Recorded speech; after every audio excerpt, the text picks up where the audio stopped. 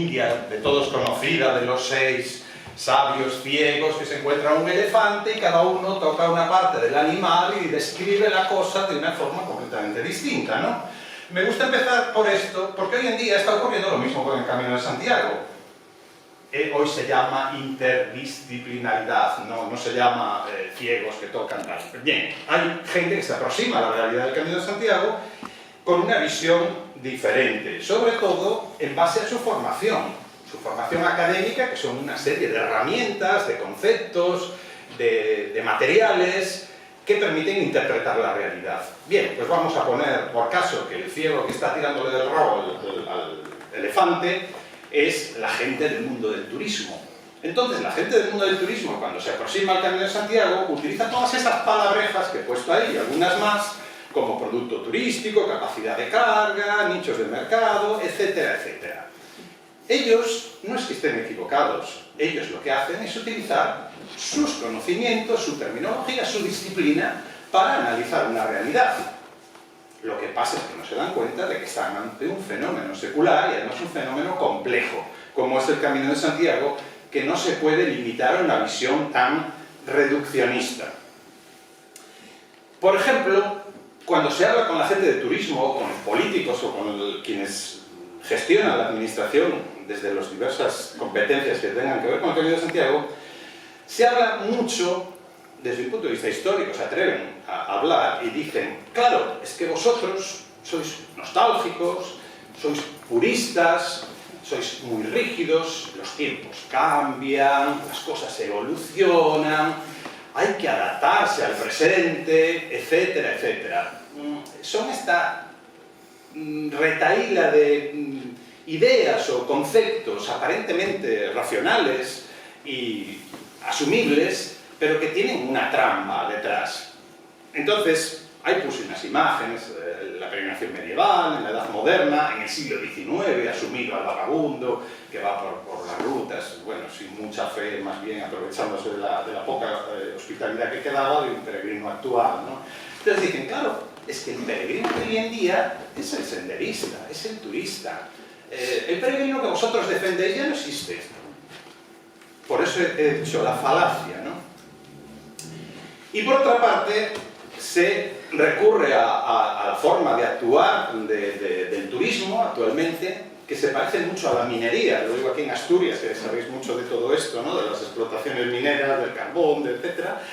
Y hay que aprovechar el recurso al máximo en el menor tiempo posible para sacar el mayor beneficio. Entonces, esto trae unas consecuencias. Bueno, ahí hay una serie de un chiste muy de Galicia, ¿no? Todo se aprovecha para sacarle rendimiento al paso de peregrinos, el peregrino interpretado como una aviso ambulante. Hay que aprovechar la oportunidad, que la pintan calva, porque luego Dios sabe lo que puede ocurrir, que el mundo es muy complicado, y claro, este aprovechamiento intensivo genera la masificación, que es uno de los grandes problemas del camino, ¿no? Y al mismo tiempo la devaluación, como veremos luego a continuación, de la marca Camino de Santiago, que ya ha comenzado a devaluarse y además tenemos muchísimos testimonios de esto, documentación. Bien, hace muy poco se publicó estos debates que hay a veces en la radio, en la prensa, en la televisión, del yin-yang, uno habla de una cosa, otro se contrapone ideas a esta hipótesis o teoría. Entonces una profesora de la Facultad de Turismo de la Universidad de Coruña escribió un texto del cual he extractado este párrafo, porque creo que es muy sintomático de la visión que tiene el mundo del turismo del Camino de Santiago, ¿no? El Camino de Santiago para ellos es un hecho turístico y esto es algo que no tiene discusión, es casi una fórmula matemática para ellos. Entonces entienden que cualquier análisis del camino que no pase por la interpretación desde el punto de vista turística está errada, es una equivocación. Cambiar esta forma de pensar es prácticamente imposible, máxime si estas personas no han vivido la experiencia de la peregrinación y son meros teóricos, como es lo que ocurre actualmente, ¿no? El gran problema es que estas personas técnicas y expertas en turismo hoy en día son las voces más escuchadas por la administración. Y cuando la administración gestiona el Camino de Santiago, les hace más caso a ellos que a las asociaciones de amigos del camino, por supuesto que a los peregrinos, o por supuesto que incluso a quienes tengan una visión más patrimonial o cultural del hecho jacobeo o peregrinatorio. Hace muy poco, hace 4 meses, 5 meses, el presidente de los empresarios de Arousa, de Galicia, de la Ría de Arousa, soltó una serie de comentarios. Aquí no se lee la parte de abajo, a ver si lo reduzco esto, porque, bueno, es igual. Utiliza una forma de argumentar que es inteligente, porque empieza expresando cosas en las que todos podemos estar de acuerdo. No podemos poner el foco en el volumen, sino en la excelencia. Todos queremos la calidad, es que la cantidad, también nosotros. Luego habla de crear riqueza en el territorio, que esto también se vende muy bien, evidentemente, es una consecuencia de lo anterior, pero al final saca una conclusión, que aquí es donde ya no estamos de acuerdo, y dice, lo que no puede ser es que estemos abriendo albergues todos los días, y más o menos debajo decía, porque... ahí tampoco aparece. Porque esto es una competencia desleal para la iniciativa de los promotores, de la gente que está invirtiendo su capital para obtener una rentabilidad, etcétera, etcétera. Y los albergues, sobre todo cuando son públicos o son de asociaciones sin ánimo de lucro, de acogida tradicional, son una competencia ilegítima, que frena el desarrollo, etc. En fin, aquí estamos con el problema de que fue antes la gallina o el huevo, porque realmente sin estos albergues de acogida en una primera fase, o la red pública en Galicia, en otros lugares, la actividad que desarrollaron ayuntamientos, etc., pues lo otro no hubiera podido llegar, porque primero tiene que haber, la bola de nieve tiene que ir creciendo poco a poco, ¿no? Bien, una noticia, por ejemplo, del Camino Norte, de cómo está evolucionando la situación. Veo que está aquí, además, Laureano, y esto lo conocen perfectamente en el Camino Norte. Hay zonas del Camino Norte muy suculentas para hacer senderismo o vacaciones de bajo coste, sobre todo las más próximas a la costa, donde hay playitas guays, y buena gastronomía, pinchitos, etc. Y sobre todo en territorios en los cuales el nivel de vida es alto y los precios son caros. Entonces, claro, que haya un albergue en el que no se está cobrando nada, que simplemente funciona como donativo, o que se está cobrando una cantidad muy baja, es un gran estímulo para que los aprovechados de turno pues digan, pues yo digo que empiezo el camino aquí, vengo con mi credencial y al día siguiente me voy al otro albergue que esté cerca de la próxima playa, ¿no? Y esto está generando pues, que muchos de estos albergues hayan decidido cerrar, porque la gente se quema, los voluntarios que trabajan allí, las asociaciones que los gestionan. Es un problema, como veis, no solo hay problemas en el camino francés o en el camino portugués por el volumen de gente que acude a estos itinerarios, sino también en otras rutas como el Camino Norte, con sus especificidades y sus problemáticas particulares, ¿no? Pierre Sbalou, que es un profesor jubilado de la Universidad Belga de Lorraine, escribe periódicamente en una revista de internet que se llama Les Oreilles du Chemin, que tiene mucha tradición en Francia, muchos seguidores, y él se hace esta pregunta clave, ¿no? Hay un dicho que se utiliza mucho en Francia y que traducido pues, también vale en España, ¿no? A cada uno su camino, cada peregrino decide cuál es su camino, o la forma de entender y hacer el camino.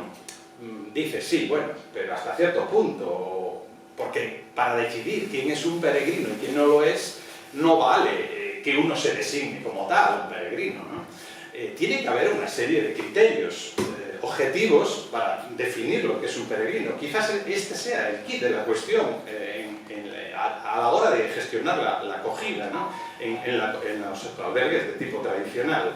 Y, por ejemplo, de las preguntas que los supuestos usuarios de un camino, futuros peregrinos, envían a la asociación, saca una serie de ellas y dice, ¿son realmente peregrinos los que preguntan estas cosas o los que hacen estas cuestiones, ¿no?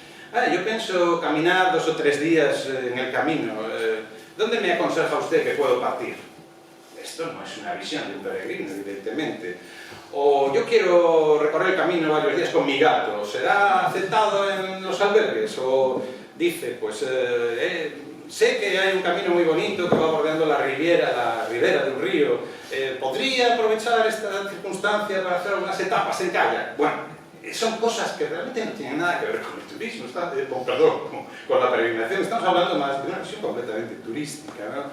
O yo me quería saltar la etapa determinada porque no le gusta, o porque es dura, o por lo que sea, o porque hay un polígono industrial, o porque tal. Puedo encontrar un medio de transporte, pueden venirme a buscar para saltar tal cual. En fin, o una piscina, una sauna, o como le decían ayer en un albergue en la Vía de la Plata, no tienen ustedes wifi en este albergue, esto es un pecado, ¿cómo abren ustedes un albergue sin wifi? En fin, son gente que no entiende realmente lo que es el Camino de Santiago, están en otro mundo.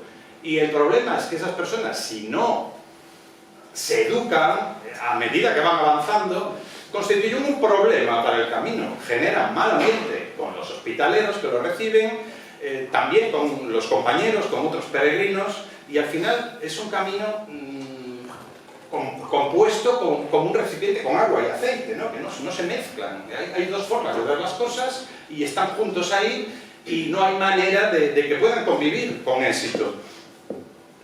Bien, uno de los síntomas más evidentes de esta evolución que consideramos negativa es la moda que se está imponiendo desde hace unos pocos años de venir al camino con maletas, que es un concepto mucho más propio del turismo, ¿no? Del viajero que lleva un equipaje grande, la maleta no se puede cargar, arrastrar los caminos de tierra, aunque en León están dando muchas facilidades con las nuevas pistas, pero es incómodo tirar una maleta muchos kilómetros, ¿no?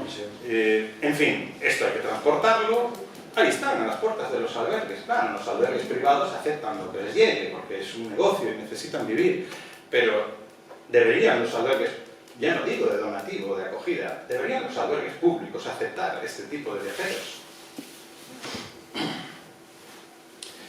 Y aquí está José María Díaz, que con mucha paciencia y muy metódicamente cada año elaboraba unas estadísticas que me gusta siempre utilizar en las conferencias, porque aquí se ve claramente la evolución del camino. Por ejemplo, uno de los síntomas es que cada vez el peregrino camina menos de media, y esto ha ido descendiendo desde principios de este milenio hasta el año 2019, que fue el último año antes de la pandemia que permite marcar una secuencia y las tendencias, ¿no?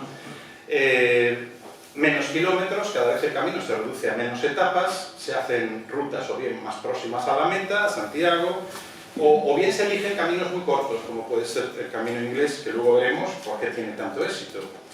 Y también otro dato muy importante, que es el lugar de inicio del camino, que está en relación con el anterior, evidentemente, y es que en el año 2019 casi 1 de cada 3 peregrinos salía de Sarria y más de la mitad salían de alguna localidad de Galicia, lo cual quiere decir que el Camino de Santiago cada vez se está convirtiendo más en un fenómeno única y exclusivamente gallego. O sea, que a la gente que considera que está haciendo un camino completo jacobeo, sin pisar ningún otro territorio que no sea Galicia. Pero ahora vamos a los datos, esto lo he elaborado ayer, estas tablas, comparando los datos de 2019, el último año santo, digamos que tiene unos datos que permiten un análisis de la secuencia o de la evolución reciente, con los datos del año pasado, de 2022, que fueron publicados hace poco por la Catedral de Santiago.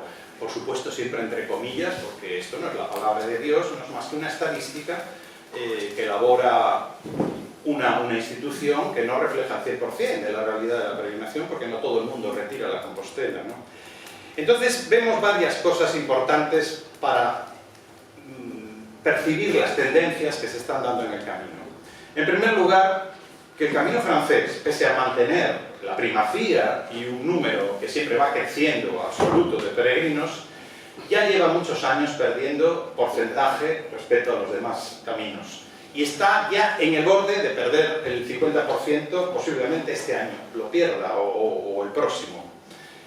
Bien, es un hecho que va contra la historia, pero hoy en día la gente hace los caminos por otras motivaciones y con otros criterios, ¿no? A continuación, que el gran camino, el gran rival hoy en día del camino francés, por múltiples motivos que ahora no vamos a detenernos a exponer, es el camino portugués. Yo nunca separo entre central y costa, de hecho es un mismo hecho con dos variantes, con Porto, o Porto, como dicen los portugueses, como lugar de partida, y que está creciendo además a una velocidad bastante acelerada. De hecho, si se mantuviese esta progresión, en unos 6 o 7 años alcanzaría en porcentaje al camino francés, en cifras. Otro hecho importante es, como decía antes, el crecimiento de los caminos de más corto recorrido, que ofrecen una experiencia completa al peregrino. En pocos días tienes tu Compostela, tienes tu camino completo de principio a final. Y entre ellos el camino inglés, que como podéis ver, pues ya se ha situado en tercera posición en 2022 en número de peregrinos o de usuarios. También el primitivo ha crecido mucho por otros motivos, tal vez por el deseo de vivir experiencias en paisajes abiertos, en naturaleza, bosques, montañas. Después de la pandemia esto se ha estudiado mucho, que ha habido una eclosión de los destinos de naturaleza, del senderismo, etc. Y luego un camino como el Camino Norte, que está bastante estancado. Lo mismo cabe decir de la Vía de la Plata, estancada o en retroceso porcentual, y también un crecimiento importante de otros itinerarios, de estos muchos que se han reconocido y que ya figuran en las estadísticas en 2022. Los dos más importantes por ahora, el Camino de Invierno, mal llamado Camino de Invierno, me parece horrorosa esa denominación, y el Camino de Muros Noia, son los dos que más utilización han tenido en 2022. También constatamos que la peregrinación hoy en día es un hecho, la principal modalidad de hacer el camino es a pie, respecto a la forma de realizarlo. La bicicleta se ha convertido prácticamente en algo muy marginal y además ha ido descendiendo tanto en números absolutos como en porcentaje en los últimos 10 años. Llegó a representar el 25% la peregrinación en bicicleta en los años 90. Y ahora estamos en un insignificante, prácticamente 5%, sobre todo portugueses. ¿Sí? En cuanto a los sexos, la composición de quien hace el camino, ya hace bastantes años, unos 5 o 6 años, que hay más mujeres que hombres en el camino. Esto durante la pandemia cambió, pero ahora se vuelve a reforzar. Hay más mujeres que hombres en el Camino de Santiago. Por países, bueno, los cambios no son muy grandes, pero sí hay un hecho importante, y es el crecimiento progresivo de los peregrinos estadounidenses. Han ido escalando puestos cada vez más, y ya en 2022 es el tercer país emisor, después de Italia, España evidentemente, pero después de España e Italia ya está Estados Unidos. También la entrada de México es importante, es un país con mucha población, católica en su mayoría, y creo que la evolución de México puede dar sorpresas también en poco tiempo, ¿no? Bueno, en cuanto a españoles extranjeros, ahora los extranjeros son menos que los españoles, pero es de esperar que en poco tiempo también vuelvan a superar en número a los españoles, ¿no? Como ya ocurría antes del COVID. Y por último, los puntos de partida, que la evolución es muy rápida, se está acelerando. Aquí está ocurriendo como con el cambio climático. Esto no es una cosa que se pueda discutir. El camino de corta distancia, Sarria refuerza su posición desde el 27,66 ya a casi el 31 el año pasado. Porto ha descendido, Porto es media distancia, son 255 kilómetros, ha descendido. Tui, Valença también se refuerza, los juntos, porque realmente están juntos a un lado y al otro del Miño. Saint-Jean-Pied-de-Port y lo uno con Roncesvalles como el clásico lugar de partida del largo recorrido, los Pirineos del camino francés, pues se ve la bajada importante de un año para otro, no es una bajada leve, ¿no? Es importante. Y el camino, en cambio, desde Ferrol, por no poner otras muchas ciudades gallegas que también han crecido, como puede ser Lugo, como puede ser Ourense, en la distancia de los 100 últimos kilómetros, crece. Bien, este verano ha ocurrido algo que no esperábamos, y es que ha habido una reacción de cierta irritación por parte de los vecinos frente al hecho de que llegaron peregrinaciones masivas, sobre todo el Encuentro Mundial de Jóvenes, Cristianos, etc., y también coincidiendo con la época del verano, que a su vez pues, trae muchos peregrinos a la vez a Compostela, y la mayoría de ellos además españoles, por lo tanto ruidosos, mucha gente joven, que ha aumentado el número de los jóvenes en estos últimos años, desde la pandemia en el Camino de Santiago, quizás porque han subido los precios de avión de bajo coste, y dicen, bueno, ahí tengo que viajar en mi país, que es más barato. Hombre, fíjate, el Camino de Santiago, ¿veis? Se pasa, cuánta gente hay en todo el mundo, pues vamos al camino, y también se está creando una dinámica de que la gente joven está cada vez viniendo más al camino, ¿no? Bien, se niega, por activa y por pasiva, que el camino está masificado. ¿Por qué? Porque se usan herramientas no subjetivas de percepción, que son las que tenemos los que vivimos en el territorio o los que hacemos el Camino de Santiago, sino que se usan las herramientas propias del turismo, que hablan de capacidad de carga, de niveles de saturación, y entonces dicen, no, no está masificado porque tenemos 25.000 plazas de alojamiento y solo se han ocupado 23.000. Entonces no está saturado.